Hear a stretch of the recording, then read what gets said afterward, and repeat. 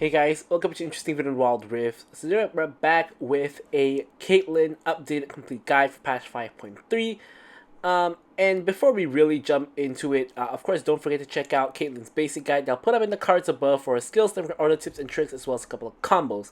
So let's jump straight into it. So I know some commenter did ask in my last Caitlyn video, like about a week or maybe 2 weeks ago, on the on-hit Caitlyn build, if that was the best. Now it is still being used by all of the top players, but in my opinion right now, I think the energized build with the new Stormrazor is actually the best. And because Caitlyn is a very strong early game champion. So Stormrazor really benefits champions who are strong in the early game. Mainly, in my opinion, Jhin and Caitlyn are two really good Stormrazor users. And it really helps you snowball the game and just get kills. And of course, you know, get to late game without trying to experience that mid game power trough. So of course we're going to start with the Gluttonous Greaves. Gives you the AD and the Omnivamp. And then, as I mentioned, the Stormrazor, we get a little bit of attack speed, we have attack damage, but of course, the most important part, the passive, gives you the extra bonus damage, as well as giving you the slow onto the target, as well as a bit of bonus movement speed to run them down. Now, with Caitlyn's long range, this is going to be even more easier to actually execute, so it's even going to be all the more better. Of course, to combine with that is another energized item, the Blaster. Again, more attack speed. You also get the energized attack, which is going to be the static shift, chain lightning, as well as the bonus range from the rapid fire cannon component. And this is of course going to combine together with the Stormrazor and apply it onto everybody. So it's going to do an insane amount of damage. So now your last three items, basically it can vary. So if this is the most greedy version of the build, which is Bloodthirster is an insane item, gives you a lot of AD, physical vamp, and you know, a lot of stats, extra stats in your hand health. So Bloodthirster here, amazing item, we all know that. Infinity Edge, you know, gives you, again, a lot of AD and increased crit damage. Now, of course, you don't have your armor penetration yet. This is where the last item, Terminus, comes in, which is going to give you the penetration as well as the stacking resistances, the on-hit damage, you know, things like that. So this is the most greedy version of the build. Now, the more common version of the build you're going to see is going to be something that looks more like this. If I can find the mole reminder... where is the mole reminder? Oh, it's grayed out because I have Terminus, so I gotta remove that. I have more reminder here. So this is gonna be the more common version of the build that not this. This is gonna be the more common version of the build that you will see. Something like this. And then last item you wanna go for example, against tanks, it's gonna be Bork. Against in general, like, you know, Runan's really strong as the last item. Of course, against heavy AP, you have your Maw. I'm swapping the wrong items around. So you have your Maw, you know, things like that. But as I mentioned, there's a lot of different ways you can execute this energized build. You know, just fill around with the last three items depending on your preference, depending on the match situation. You can swap around the order of the last items and, you know, swap in and out items like Maw, Terminus, and Runans into the last item slot depending on what you need, depending on the context of the match. But pretty much the only fixed items are the first two and, of course, the boots. So for the runes, Lethal Tempo for the attack speed and the attack range. We have Brutal for just adding more damage to your auto attacks, as you auto attack a ton as an ADC. We have Giant Slayer, of course, in general to counter the tanks. Of course, you could also go for Coup de Grace here if you're into a very squishy team. Here I have Alacrity for attack speed, but honestly I think maybe Bloodline could be better because you only have healing here, and if you don't go for Bloodthirster, you don't have really any more healing anywhere, so maybe Bloodline is actually better. Bone Plating for the defensive capabilities in lane and in the later stages of the game. And for the spells, we mostly go for Flash together with Ghost. You know, it's a general good loadout to go. Exhaust in rare situations where there's multiple assassins on the enemy team. So with all that out of the way, let's move on to our gameplay. Okay, so now we're going to move on to the gameplay itself. But before we really get into it, of course, don't forget to like, comment, and subscribe. Any questions or queries or remarks, feel free to leave them in the comments below, and we'll, of course, be sure to address them. Okay, so now, getting straight into it. Of course, Caitlyn's best supports are going to be like Morgana and Lux in general, because you can combo CC with their non-committal CC. Engage supports work really well as well, because Caitlyn is very strong in the early game. However, mages that can poke like Nami or Seraphine are honestly fine as well. Basically, Caitlyn works really well with most champions. Like even like Lulu's or Yumi's, like, you know, Caitlyn's fine with that.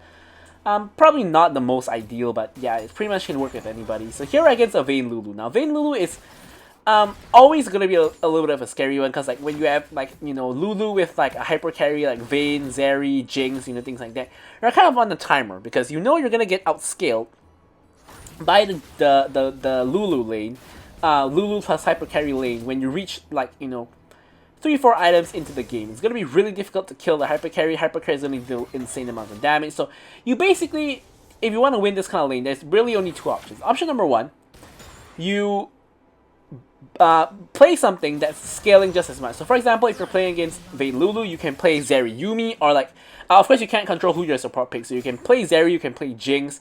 I mean, you can play these kind of scaling champions to match the scaling and try to compete with Vayne's damage. Now option number two, which is kind of what we kind of more gone for in this match, is pick a champion that's very strong early game, like Kalista, Caitlyn, Draven, champions like that, and try to dominate early game and snowball and crush them to the point that they take so long to scale and you're so far ahead that you can already just straight up just win. So here you can see that's what we're trying to do here. We actually get an early like 1 minute kill onto the Lulu. And yeah, the game plan is, of course, easier said than done, but the game plan here is to just kill the Vayne and Lulu a couple of times, put them far behind, get yourself far ahead, and snowball the game off of that. Now, of course, the main weakness of Vayne and Lulu is that they aren't very strong in the early game. They are, of course, insanely OP in the mid-late game. But in the early game, Caitlyn is really, really strong. And like as you can see here, pretty much you can auto-attack them and they can't really touch you. So we can just slowly chip away at the Lulu and the Vayne when they make a mistake. You can capitalize. Like right there, Lulu stepped on my trap. I think she did it on purpose to remove the trap, but she literally fell into my trap. Because then me and Seraphine just comboed her and she just got one shot. So we have that. So that definitely plays into our game plan. We headshot the Lulu, who shields the Vayne instead of herself. And yeah, we're just gonna keep the pressure up and ensure that we can you know, try to get, not ensure, but try our best to get more kills in the early game. Now we can see that in Master Yi, the jungler is on the other side of the map, which means that we can play even more aggressive. We're zoning them away from the minions, but they don't really lose any minions whatsoever. So again, we're setting up the traps under tower. Lulu again purposely steps on the traps, takes a headshot, which I'm fine with. Like if you remove my trap and take a headshot, like, you know, that's good, right? Because that's the whole point of the trap.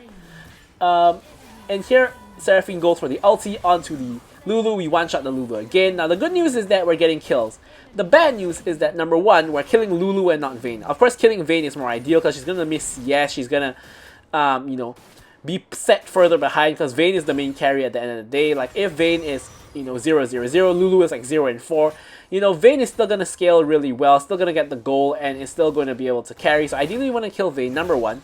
Number two, Seraphine's getting all the kills. So you can see Seraphine actually has more gold than me at this point, which is kind of a problem because we want the gold to be on me so that I can get items quickly and so that I can do the killing, you know, not do the killing, but repeat killing and killing and killing as we snowball. So we're not really getting the snowball rolling on my end, and we're kind of killing the wrong target. So it's kind of ideal but not ideal, and what I mean by that is we're getting kills, which is ideal, but the non-ideal part is we're killing the wrong person, and we're also getting the kills on the wrong person, which is kind of bad. So so yeah.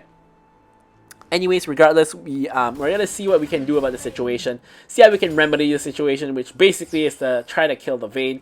I mean, I'm still accruing a decent lead, but a 500 goal lead is not going to crush the Vayne hard enough that she's not going to outscale me and just take over the game. I mean, don't get me wrong, Vayne is gonna outscale me, you know, regardless. But what I mean by that is we want to delay her scaling as much as we can. So, you know, being Caitlyn, we can play super duper aggressive, and you know, this is a Caitlyn guide after all, and this is how Caitlyn should be played anyway, which is super duper aggressive. And Vayne is just one of those things that you can really, really bully, you know, a lot. So here you can see that, you know, even though we're not exactly killing them, we are getting tower plates. Now here we spot Malphite on the run. He just flashed away. We're popping the ulti, and we actually basically KS the Camille. I'm not even gonna lie about that one. Like, you know, I was okay to get an assist because if Camille kills before the ulti hits, it would be an assist, which I'm totally fine with. But yeah, we basically get a KS, and you know, because of that, we're gonna, of course, push out the wave and help the Camille with the dragon situation here. Enemy team doesn't look like they're gonna contest. Jax gets a solo kill onto the kill, which is amazing. Master Yi is busy counter jungling our blue buff instead of doing any objective, which I'm not so sure if blue buff for Dragon is a good trade. I don't think that's a trade you really want to take, but yeah, he's denying farm from our Camille, but he's trading an objective for it, which is a really, really strange thing. I never don't think I really saw that before. But anyways, from you know the kill on the Malphite, from the tower plates, from the Dragon, we're now accruing an actual sizable gold lead. Now we have 1k gold lead against the Vayne, and we have a completed Stormraiser, and this is where the completed Stormraiser is going to come into play, because Vayne obviously doesn't have any completed items. She hasn't really reset yet. This is where we want to take advantage of the fact we have Stormraiser to really get something done. Now, of course, ideally we want to stop them from resetting, so I'm kind of seeing if I can spot anybody out here. Someone actually just hit the plant, so probably that's Lulu, most likely, right? Because I think Vayne would have reset. Yeah, Lulu is actually over the wall there. She actually didn't reset. Now here I'm actually picking up the Mimics, because the Mimics is going to be able to one-shot this tower, which means that if the enemy team doesn't respect it, they're actually going to get run down by me. So here you can see I'm putting the Mimics down. Yeah, they do respect it, so we can't exactly run them down just off of the Mimics. So unfortunately, we will have to simply clear the wave while the enemy team is going to be able to reset. I mean, I do believe they are resetting here. Yeah, Lulu is picking up some items. You can see from the replay tool.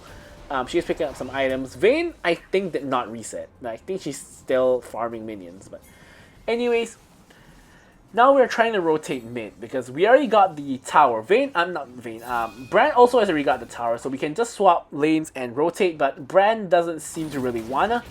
And here, Malphite actually goes all in on me, pops literally everything, uses all his sums. Here I'm flashing after him, and unfortunately Brand gets the kill, so I committed all my summoner spells to kill the Malphite there, but unfortunately my Brand also flashed to basically KS me. I mean, honestly, this is kind of annoying, because like, we basically use flashes on both carries just to get one kill on the Malphite. On a 0 and 3 Malphite at that point in time, which is not worth it at all. I think like, if you have one person flash for it, it's not too bad.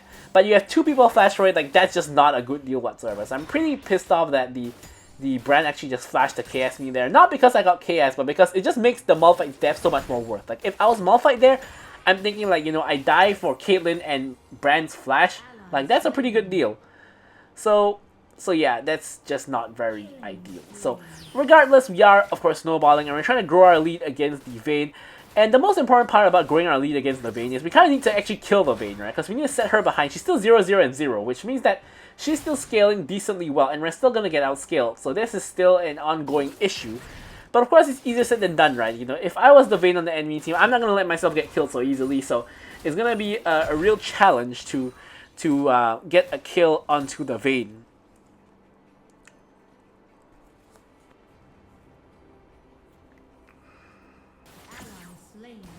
So here we are, of course, slowly building toward our magnetic blaster.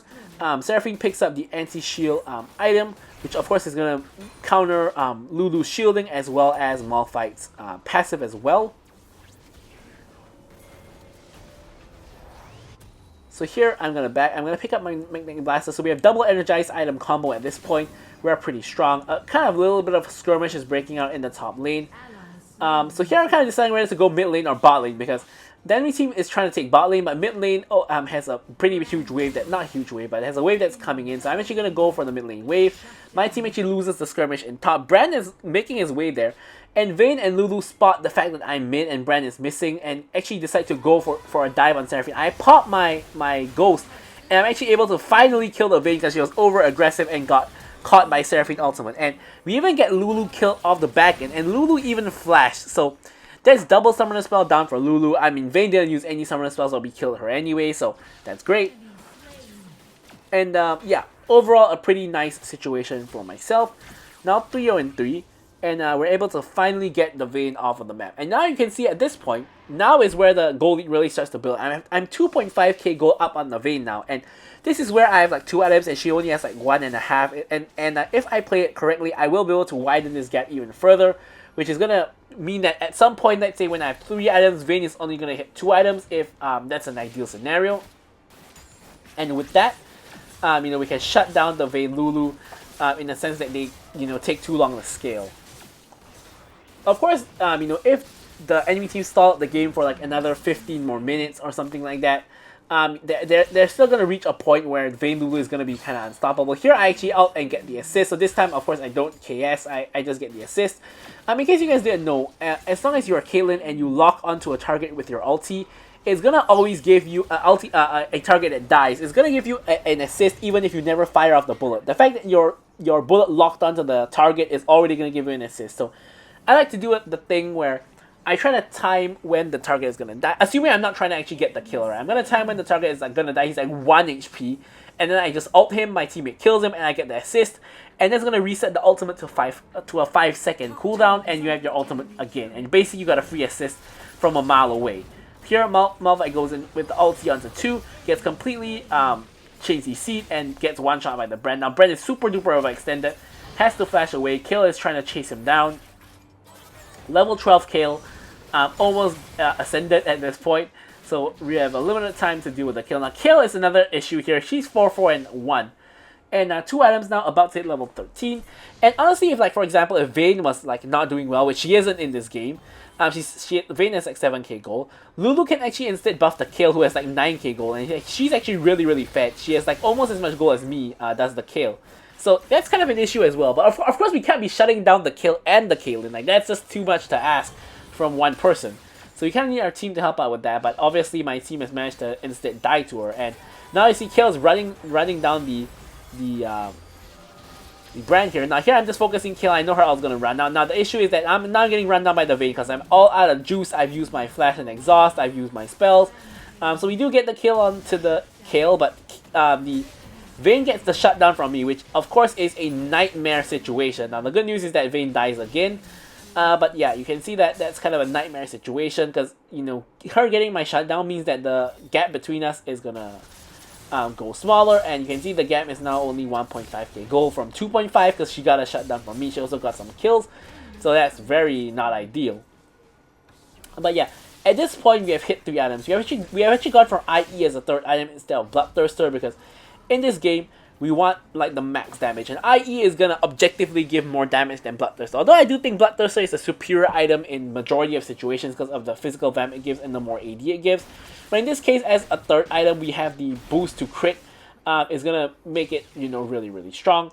And yeah, and here, by the way, my 2 and 3 Jax, who has like 1.5k gold less than me, is stealing the red buff from his ADC. So yeah. You know, these are just the wall rift things that happen like every game basically.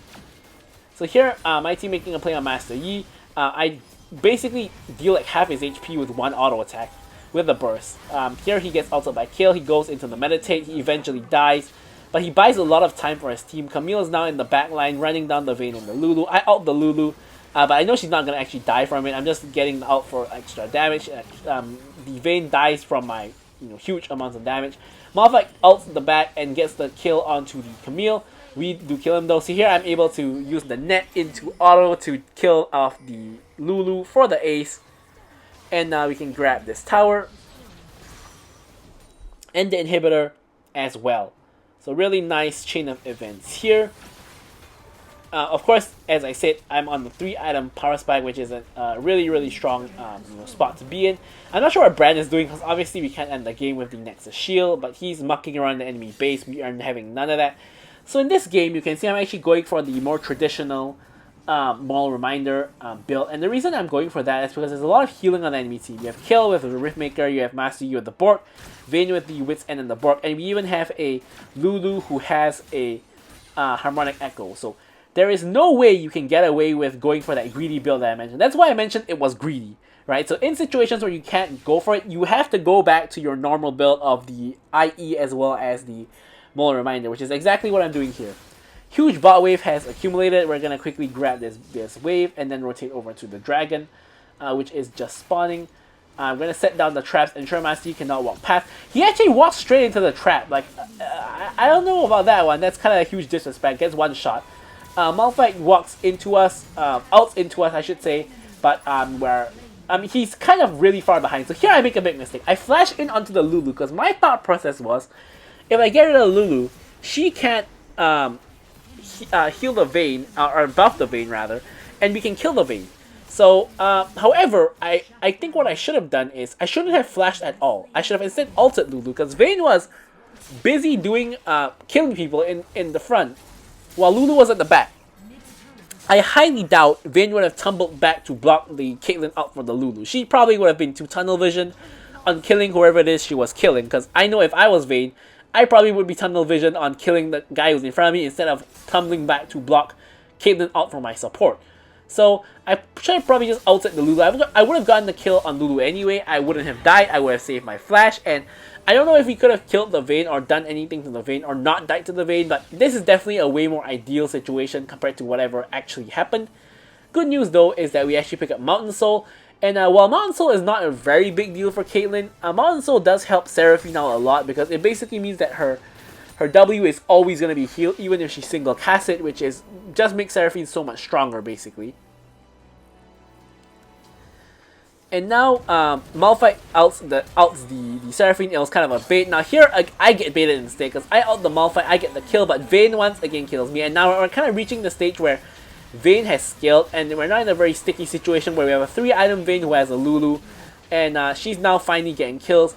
Gets ulted by the kill to be safe for a while, but eventually does go down. Now Kill is now hunting the brand down, gets the kill, and now we have a 1v1 which is about to become a 2v1, and Kill does eventually go down. So yeah, definitely the Vayne is really difficult to deal with now. I'm not sure what she's building. I think she's building a GA, actually next item. But yeah, so Master Yi gets caught by Camille, Sundered Sky procs, True Damage procs, and Master Yi tries to ult in turn, but Master Yi is 3 and 8, he's not going to do very much. And here, my team is going to start off the Baron. 2-manning the Baron. Now, enemy team has a issue. The top lane has huge double stack minion wave pushing in. The bot lane also has a minion wave pushing into the inhib, so they have to kind of deal with those with the 2 members they have who have respawned, and we're going to get a free Baron. So, we have both side lanes pushing in like no tomorrow, basically. And now what we're trying to do is we are trying to go with the T-Hex, push down the mid lane, and, you know, create points of pressure in all the lanes. Now here I can get more reminders, so I'm actually backing. Elder Dragon is coming up in 10 seconds, which is why I want to get to 100% crit before Elder Dragon. Now, the kind of mini issue is that it's kind of awkward when your team is Baron and you have one guy in the T-Hex and then Elder spawns and you have to go do Elder, right? Because you can't just give the enemy team Elder unless you can use the Baron to end the game while they're taking it.